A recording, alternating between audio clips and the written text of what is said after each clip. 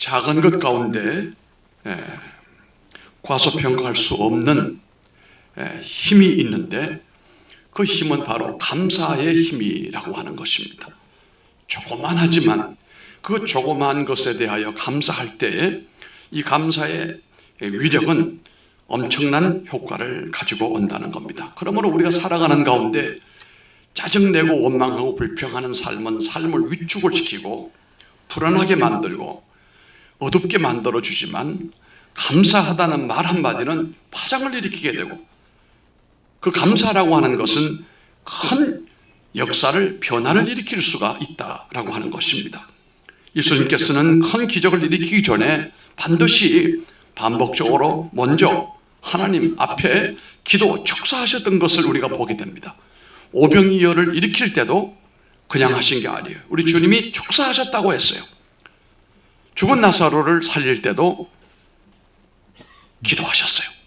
뿐만 아니라 우리 주님께서 최후의 만찬에 떡과 잔을 가지고 감사하면서 제자들에게 나누어 주었습니다.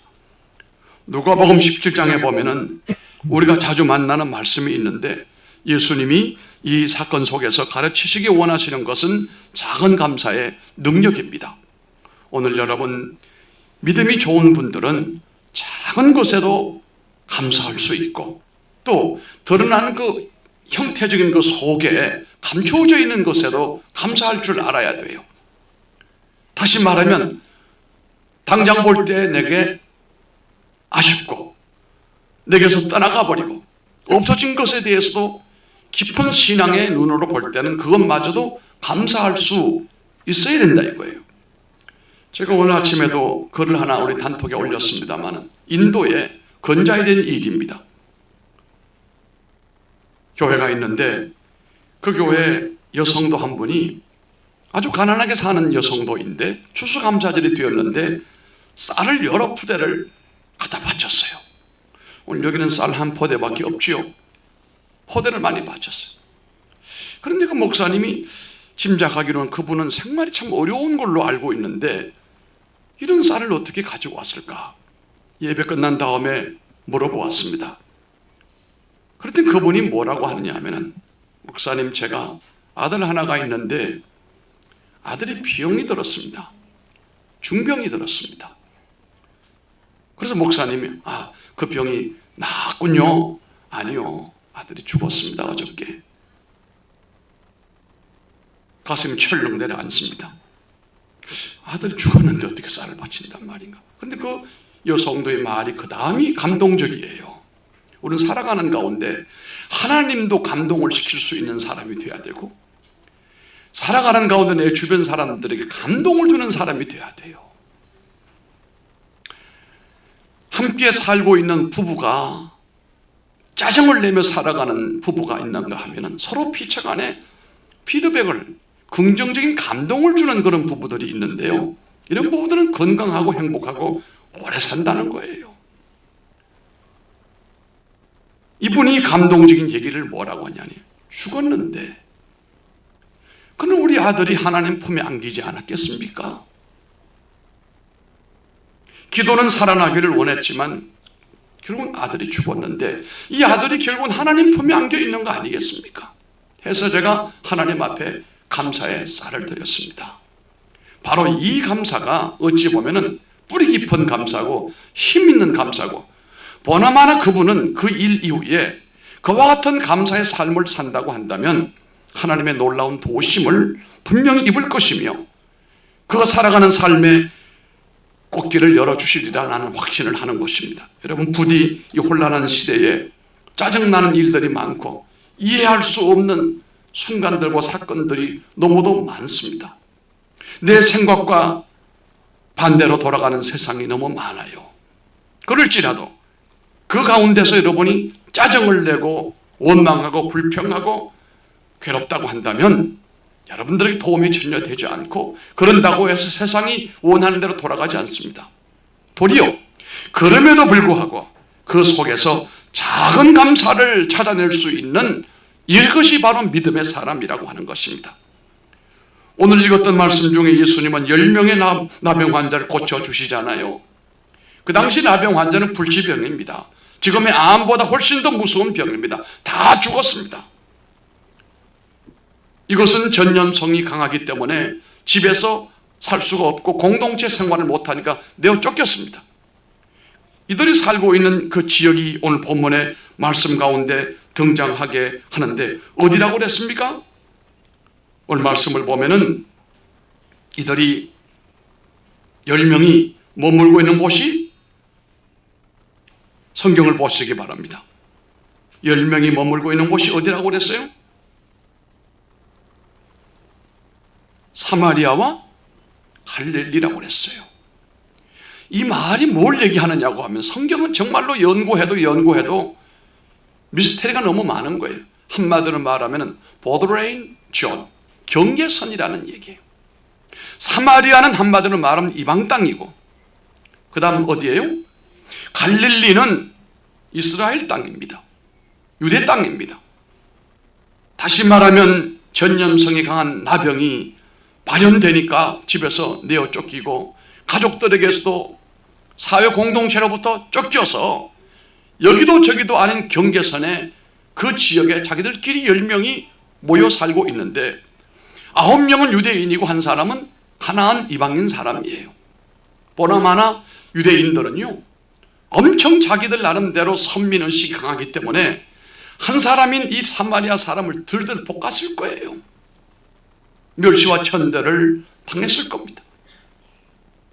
자기 땅에서 태어나서 살지도 못하고 경계선에 걸쳐서 이 땅도 저 땅도 아닌 애매한 회색지대에 살고 있는 이 10명, 나병으로 인하여 언제 죽을는지 모르는 고통, 알 수 없는 것에 대한 이 불안감, 여기에 10명이 갇혀 있었습니다. 그런데 주님께서 그 지역으로 가신 겁니다.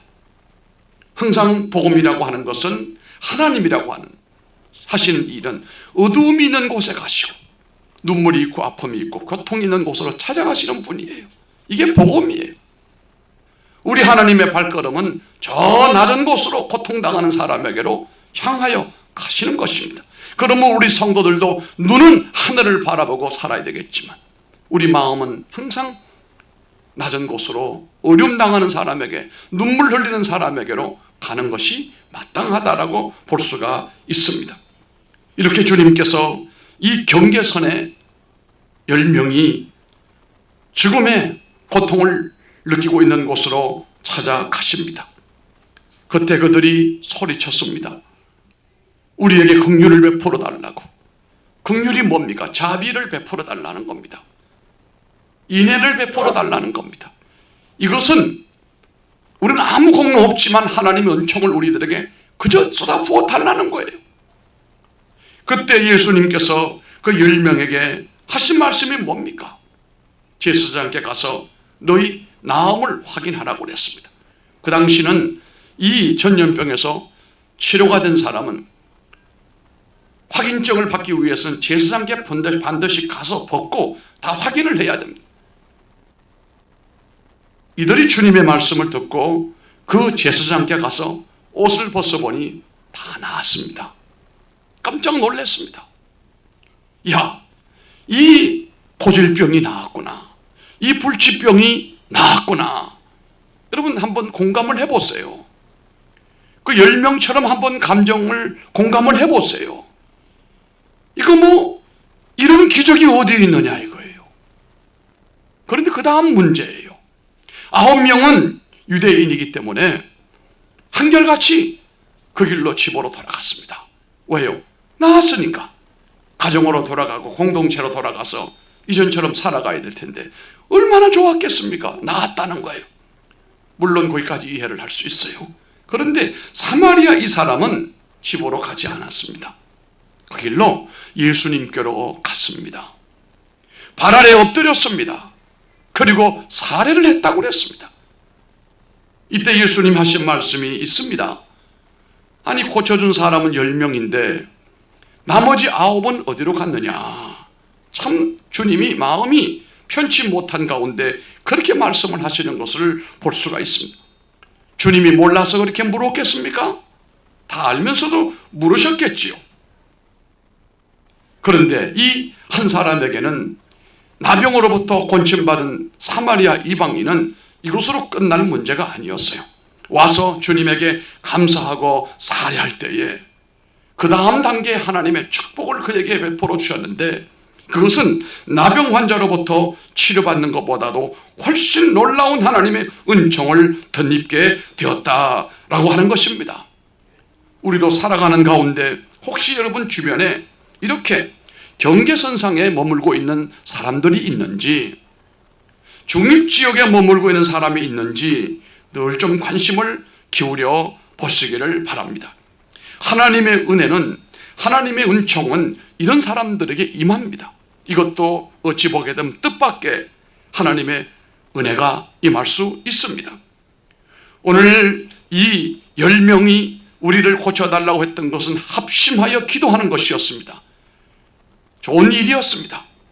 그리고 한 사람 돌아와서 감사하는 이 사람은 어찌 보면 뛰어난 감사의 정신으로 어떤 보약보다도 놀라운 하나님의 축복을 누렸던 사람으로 볼 수가 있습니다.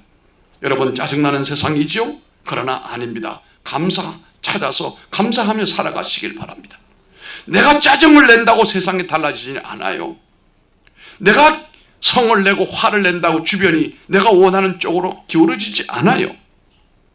우리는 그보다는 주님이 가르쳐준 말씀의 지혜는 삶의 순간순간마다 작은 것에서도 감사를 찾아낼 수 있게 하고 살아가라, 이 말입니다.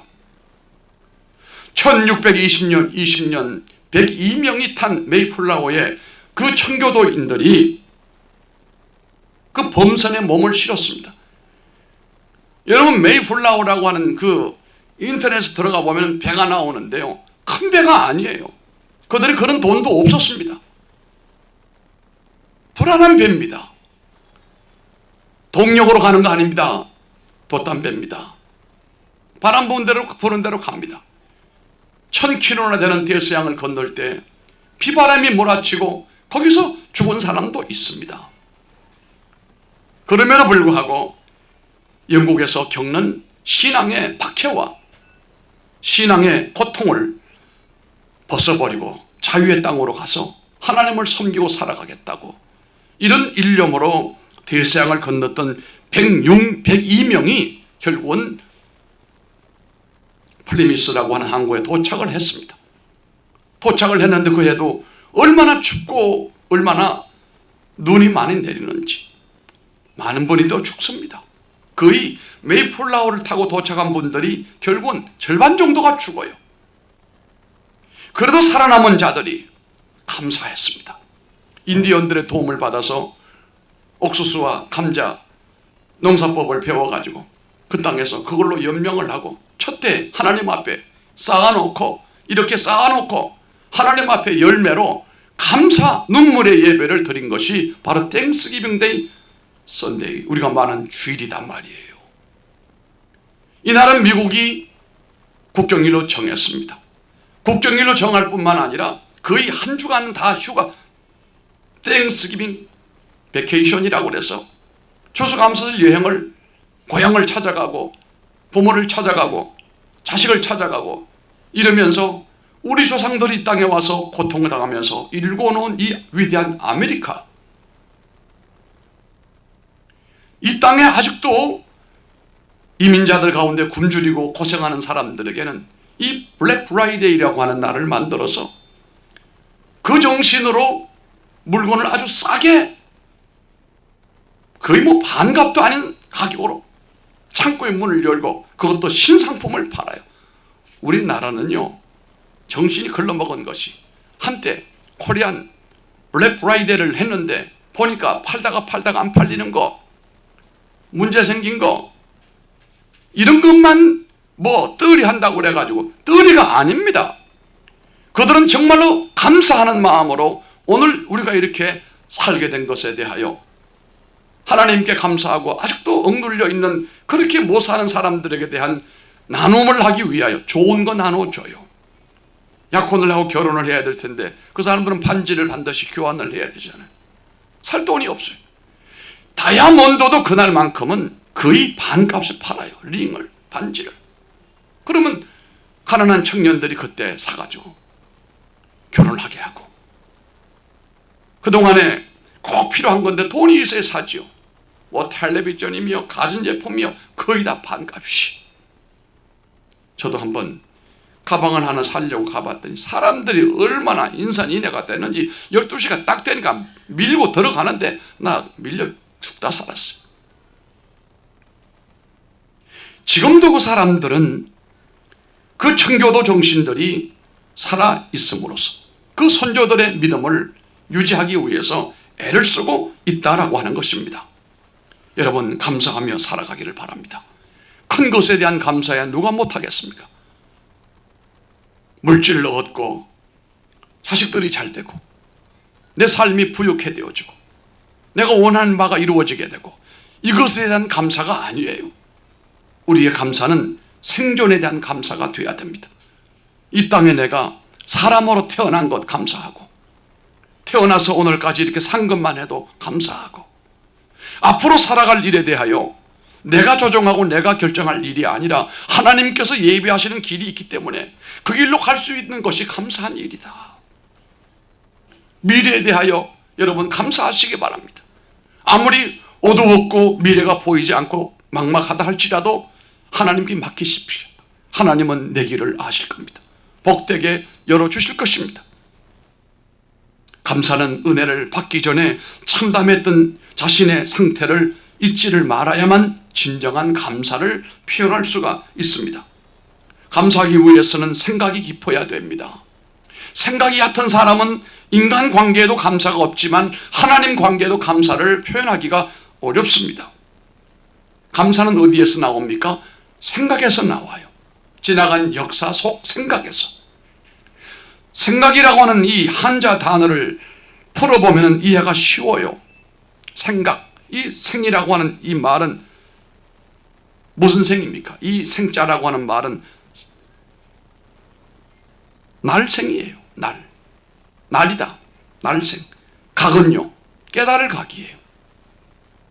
다시 말하면 깨달음이 태어난다. 깨달음이 나온다. 이런 뜻입니다. 감사하려면 깊이 생각하는 사고의 사람이 되어야 됩니다. 오늘날에는요, 이 사고의 시대가 아니에요. 사색의 시대가 아니에요. 감성의 시대예요. 인지심리학에서는 사고와 반대편에 있는 것이 감성이거든요. 그래서 감성 중심적인 사람과 사고 중심적인 사람으로 구분을 합니다. 그런데 오늘 우리들의 다원주의 문화라고 하는 건 지극히 감성적인 문화예요. 느낌이에요. 필링이에요. 그죠? 속은 없어도 껍데기만 화려한 거예요. 이뻐지는 것은 죄가 아니라고들 하지만 우리 한국 사람들 가운데 여성들은, 우리 교인들은 그런 분이 없어서 내 감사해요. 너무 심해요. 뭐가요? 성형이. 아이들이 고등학교 시험 학생 마치고 대학 시험 딱 마치고 이제 합격이 되어지게 되면 기회를 모아가지고 이 성형이 아주 홍수를 이룬다는 거예요. 희한한 것은, 야, 너 코는 어떻게 내 코랑 똑같으냐? 알고 봤더니 같은 성형 의사가 만들어준 거예요. 너무 심한 거예요. 화려하게 꾸미고 화려하게 사는 것처럼 좋은 자동차도 타고 다니고 하고, 이게 전부 감성 문화예요. 겉으로 드러내고 속은 텅텅 비어있는 수수깡처럼 살면서 인생이 뭔지도 모르고 존재 가치가 뭔지도 모르고 하루살이처럼 불을 쫓아다니는 환락의 하루살이 나방처럼 인생을 사는 사람들이 얼마나 많아요. 이런 분들에게는요, 부모님에 대하여도 진정한 감사라든지 하나님에 대한 진정한 실존에 감사하기가 어렵습니다. 그보다는 모든 것에 대하여 사색할 줄 알고 생각이 깊어지고, 그것도 하나님의 성령으로 말미암는 그런 생각이 깊어진 사람에게는 가만히 생각하면 감사치 않는 것이 없어요. 너무 감사한 거예요. 오늘도 예배당에 왔는데 사무실에 앉았는데 우리 미국서 온 우리 손주가 와서 아버지 하고 오더라고. 순간 얼마나 감사한지. 여러 열매도 있습니다만 여러분, 자손들도 후손들도 열매예요. 아멘 좀 해요. 왜? 자식이 없어요? 아멘 해요. 자녀들도 하나님의 열매예요. 생육하고 번성하라, 땅에 충만하라고 하잖아요. 감사했습니다. 저는 오늘 아침에 너무 뭉클했어요. 어디 자식분이겠습니까? 가만히 생각을 해보게 되면 감사할 게 너무 많아요. 깊이 생각하는 사람이라고 한다면 옛 모습 속에서 감사할 것이 너무도 많은 겁니다. 고통 중에 있을 때 그 간절한 마음을 잊지를 못하지요. 여러분, 마리아가 어떻게 그 전재산 옥합을 예수님 몸에다 부었습니까? 그럴 만한 이유가 있지요. 이 마리아는 깊은 생각해 볼 때에 과거에 자신은 7 귀신이 붙어 있던 여자예요. 천박한 여자였습니다. 귀신 들린 여자였습니다. 그러나 주님께서 그 7 귀신을 쫓아내 주신 이후로 이 여자는 그것에 대한 은혜를 잊어버리지 못했습니다. 그래서 모았던 옥합을 깨뜨려 주님의 몸에다 부었단 말씀이죠. 처음 은혜를 받을 때 품었던 마음을 여러분 가지시기 바랍니다. 여러분, 초심을 잊지 말기를 바랍니다. 고통 중에 있을 때 소리를 지르며 기도하는 것은 누구나 할 수가 있지만, 그러나 기도가 응답되어졌을 때 그 소리로 하나님 앞에 감사할 수 있게 되기를 주의 이름으로 축복합니다. 10명이 나병으로 고통당할 때 주님께 소리 높여서 고쳐달라고 긍휼을 베풀어 달라고 소리쳤습니다. 잘했습니다. 그러나 나중에 보니까 살해하며 감사했던 사람은 단 한 사람밖에 없고 나머지 9은 어디론가 가버리고 말았습니다. 15절의 말씀을 보면 그 중에 하나가 자기의 나은 것을 보고 큰 소리로 하나님께 영광을 돌리며 돌아와. 자신의 이전 모습과 이 사람은 고침받은 이후의 모습이 너무도 감동적이어서 이건 그냥 넘어갈 문제가 아닙니다. 고침받은 자신의 모습에 대하여 큰 소리로 하나님 앞에 영광을 돌렸습니다.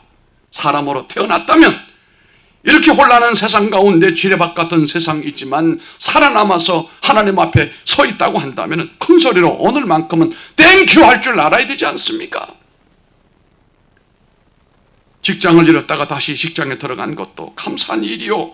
부부가 사이가 좋지 않아 어색했지만 은혜 받고 회복이 되었다라고 하는 것도 감사한 일이 아닙니까?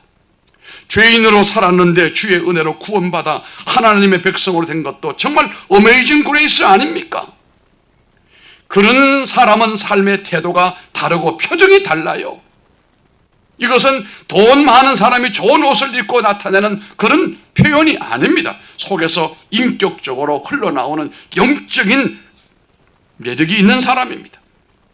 그러므로 은혜 받기 전에 어려웠던 시절, 참담했던 시절을 절대로 잊으면 감사가 안 됩니다. 우리는 돌이켜볼 때 50년대, 60년대 얼마나 고생을 많이 했습니까? 오늘날 우리가 돌이켜보면 너무 풍족하고 너무 감사한 거예요.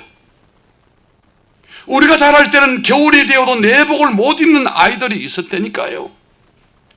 못 먹고 영양실조 걸리고 머리는 그냥 버짐이 생겨가지고 이 영양실조거든요.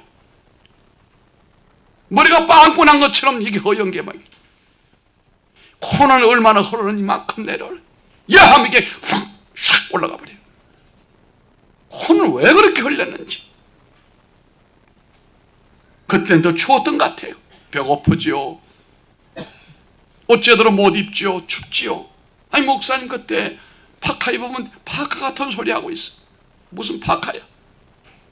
내복을 못 입을 지경인데 무슨 파카 노릇이냐 말이에요. 그런 어려운 시대를 살아가는 사람들이 오늘 돌이켜보면 이건 너무도 감사한 거예요. 아멘 하세요. 감사해야 됩니다. 학교 문 앞에도 못 가본 사람이 질비했습니다. 지금은 마음만 먹으면 대학 다 들어갑니다. 국가장학금 다 줍니다. 본인이 원치 않아서 못하는 것이지 마음만 있다면 우리 사회는 안 되는 게 없어요.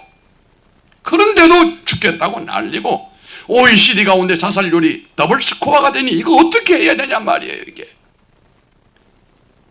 감사는 지난날의 고통과 아픔과 참담했던 자신의 상태를 기억하는 사람만이 감사자가 될 수 있습니다. 두 번째는 감사는 과분한 마음, 즉 겸손한 마음에서 우러납니다. 감사는요, 겸손하지 않은 사람은 뭐가 감사할게? 뭐 있냐고.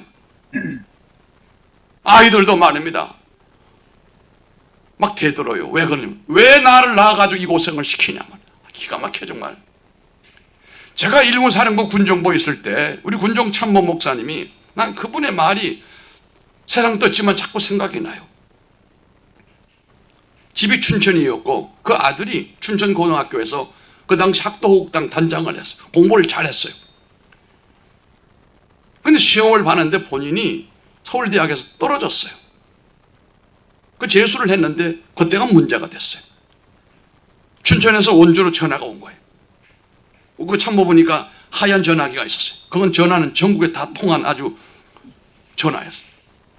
그 아버지 목사님 군정 참모는 뭐 좋은 소식 오는가 보다 다시 배 놀리니까 한 방 옆에 있다가 딱 받더라. 그런데 난리가 났어요.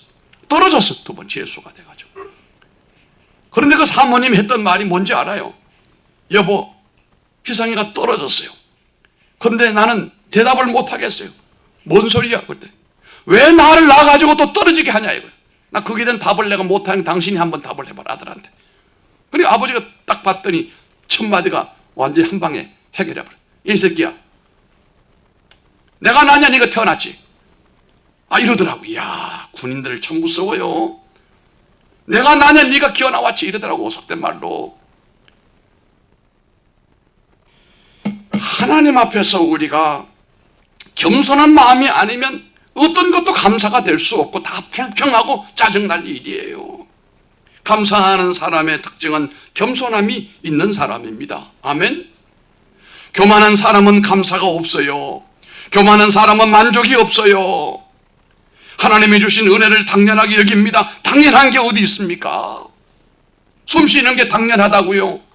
병원에서 숨 쉬지 못해서 산속이 꽂고 있는 사람이 얼마나 많은데, 아침에 일어나서 소변을 보는 것도 당연한 게 아니에요. 소변 못 봐서 고통당하는 사람이 얼마나 많은데, 인간으로 태어나서 살아가는 모든 것이 당연한 거 하나도 없어요. 따라합시다. 일반 은총과 특별 은총으로 산다. 은총 안이 우리가 사는 거예요. 모든 것이 하나님의 은혜예요. 자신은 더 큰 은혜를 받아야 되는데 이 정도밖에 받지 못한다. 불평하는 사람 감사 없습니다. 원망만 있습니다. 그러니 불행하죠. 저는 지금 하나님 앞에서 살아가는 동안에 우리가 감사할 줄 모르면서 행복한 사람을 본 적은 한 번도 없습니다. 한 번도 없습니다. 겸손한 사람은 늘 과분해 여깁니다. 이것도 과분하지요. 아이고, 이것도 감사하지요. 너무 과분한 은혜, 과분한 사랑을 받고 산다고 생각하는 사람에게는 하나님이 하늘의 은총을 더 부어주십니다. 겸손한 사람에게는 억울함도 없습니다. 오직 과분함만 있을 뿐이에요. 이것도 감사하지. 이것도 고맙습니다, 하나님. 왜 9명의 유대인들은 감사를 표현하지 못했을까요? 그것은 유대인이 가지고 있는 자만심 때문이었을 겁니다. 유대인들은 하나님의 은혜를 당연하게 여겼습니다. 어떻게 당연한 것입니까? 나병이 고쳐진 것도 당연한 겁니까? 아닙니다. 특별 은총입니다. 그들은 하나님의 선택을 받은 선민이기 때문에 이것쯤은 받아도 된다라고 생각할는지 몰라도 아닙니다. 여러분, 모든 것 당연한 것이 없습니다. 우연은 없습니다. 모두가 은혜입니다. 바로 그 사람이 사마리아 이방인 이 사람이었습니다.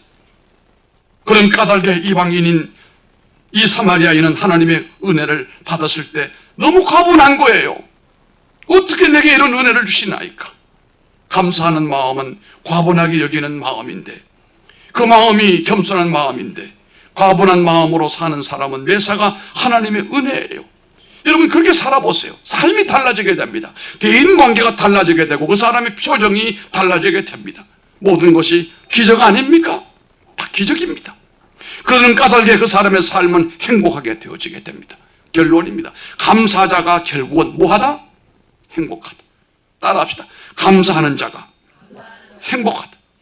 아멘. 끝난 설교는 아니에요. 왜냐하면 두 번째 끝이요. 세 번째는 감사하는 때가 적합할수록 더욱 빛납니다. 감사도 타이밍이 있어요. 다 끝나고 난 다음에 나중에 감사, 이미 철진한 옷과 같아요. 충청도 분들은 조심해야 돼요. 항상 늦어 보면 표현을 바로 안 해. 가만히 알고 있으면서 눈만 깜빡깜빡거리다가 나중에 나도 그렇게 생각했어요. 철진한 옷을 입고 있는 것과 같아요.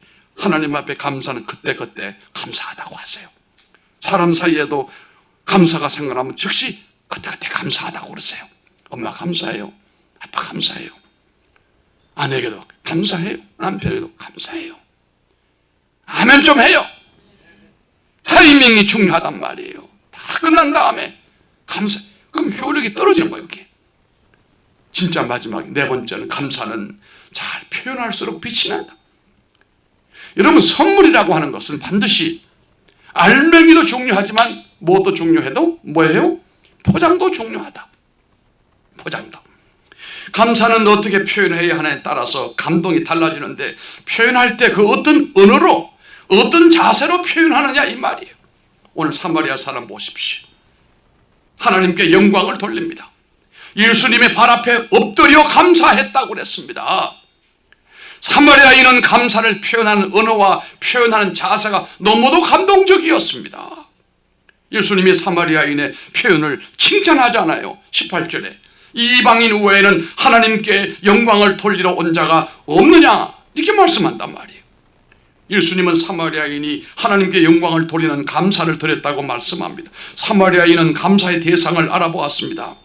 자신이 받은 은혜보다 더 소중한 것이 자신에게 은혜를 베푸신 하나님이심을 알았습니다. 예수님이심을 알았습니다. 선물보다 더 소중한 것은 선물을 주신 분임을 아는 것입니다. 유명한 작곡가 조셉 하이든의 얘기를 하고 마무리하겠습니다. 하이든의 곡은 너무도 많은 곡이 있습니다. 특별히 그 많은 곡 가운데 여러분이 잘 아시는 천지창조가 있습니다. 정말로 감동적입니다. 비엔나에서 초연이 되었는데 그때 하이든은 몸이 아파서 환자의 신분으로 저 바란다 2층에 발코니 위에 앉아 있었습니다. 그러면서 지휘하는 지휘와 합창단의 이 모습을 귀로 듣고 눈으로 보고 온몸으로 전율을 느끼고 있었습니다. 그날 지휘를 맡은 사람은 하이든의 음악을 정말로 아름답게 하나님 앞에서 지휘를 했습니다. 여러분 천지창조는 할렐루야 더불어서 정말 기독교 문화, 기독교 음악에서는 빼놓을 수 없는 명작이에요. 연주가 다 끝났을 때 수많은 청중들이 감동을 받아서 열광적으로 기립박수를 근 3분 이상 쳤습니다. 우리 한국 사람들은 박수도 굉장히 인색해요. 잘 안 치지만 쳐도 끝내버려요. 그런데요, 이 비엔나의 오페라를 가보게 되면요, 박수를 막 1분, 2분 막 쳐. 감동을 그대로 표현하는 거예요. 우리는 감동이 마치 북이요, 북. 근데 그 사람들의 감동은 징과 징소리와 같아요. 징은 오래 징 가잖아요. 북은 북, 그거 끝나버리죠. 열광적으로 지휘를 맡았던 사람을 향하여 박수를 치고 멈추지를 않아요. 이때 지휘자가 그들을 조용을 시키고 난 다음에 청중의 박수 소리를 멈추고 난 다음 뒷좌석 발코니에 앉아있는 하이든을 가리켜 여러분 저분을 보시기 바랍니다. 여러분 박수를 받을 사람은 제가 아니라 바로 저기 앉아 계신 하이든 선생이십니다. 저분이 이 놀랍고 아름다운 곡을 만들었습니다. 그랬더니 사람들이 일제히 하이든을 바라보면서 그분에게 경의의 박수를 보냈습니다. 그러자 하이든은 갑자기 굴떡 일어서더니 청중들을 향하여 손으로 조용하라, 제발 좀 조용하라, 조용. 뭐 이렇게 해야 될 텐데 이렇게 조용하라고 좌정을 시키고 난 다음에 이런 말을 했습니다. 저는 아무것도 아닙니다. 모두 하나님이 이루어 주신 겁니다. 이런 감동을 하나님이 내게 주셔. 내가 만든 겁니다. 이 모든 것은 하늘로부터 온 것입니다. 주님께서 저에게 지혜를 주셨습니다. 감동을 주셨습니다. 그러므로 그분께만 감사와 박수를 올려드려야 됩니다. 감사를 받으실 유일한 분은 하나님이십니다. 했습니다. 기도하겠습니다. 하나님 아버지, 2025년 우리 사회는 참 어둡고 혼란하고 불안하고 또 짜증날 일이 많이 있지만 우리 믿음의 성도들에게는 돌이켜보면 그 가운데 감사한 것이 훨씬 더 많았습니다. 아버지, 우리를 하나님의 백성으로 태어나게 하시고 그 가운데 우리를 불러 하나님의 교회 안에 택한 백성 되게 하여 주시고 이 혼란한 세상 가운데서도 살아남아 오늘 이렇게 2025년 추수감사 예배를 드리게 하심도 감사드립니다. 우리 하나님은 우리보다 우리를 너무도 잘 아시고 우리 미래를 결정하실 분이기 때문에 우리 창조주 하나님께서 우리의 미래도 지금보다 훨씬 더 복된 길로 인도하시고 영광 받으실 길로 인도하실 줄 믿습니다. 그러므로 우리는 주어진 것에 대하여 감사하고 앞으로 될 일에 대하여도 무조건 감사하고 오늘 여기 9명처럼 내 몸에 엄청난 변화가 일어났지만 감사 없이 지나가는 그런 사람들처럼 살지 말고 사마리아인처럼 자신의 몸에서 나병이 떠나가 버리고 깨끗함이 이루어졌으므로 물론 집에 돌아가서 가족들과 함께 행복하게 살 것 생각도 있었지만 그보다 먼저 내게 은혜 주신 분, 내게 하나님의 은총을 베푸신 그 주님에게 달려와서 영광을 돌리고 무릎을 꿇고 사례를 하는 모습을 볼 때 이것이 우리가 본받아야 할 참된 감사자의 모습인 줄로 믿습니다. 그 이후에 주님께서 말씀하시기를 병 고친 그 사마리아 사람에게 구원까지 허락하여 주셨습니다. 아버지, 오늘 이 자리에 모인 저희들에게 하늘 문을 여시고 하나님이 주신 놀라운 은혜와 성령으로 저들의 마음을 감동 감화시켜 주시기를 원합니다. 아직은 미완성입니다마는 하나님의 은혜가 시작이 되어사오니 완전한 하나님의 역사로 이어져 하나님 앞에 큰 예배가 우리 앞에 드려지게 해주시기를 원합니다. 축복하여 주옵소서. 이 나라 이 민족을 불쌍히 보시고 바른 길로 인도하시고 하나 되게 하시고 믿음의 자유와 자유주의 대한민국 위에 복을 내려 주옵소서. 선교지 위에도 복을 내려 주옵소서. 예수님 이름으로 축복하며 기도드립니다. 아멘.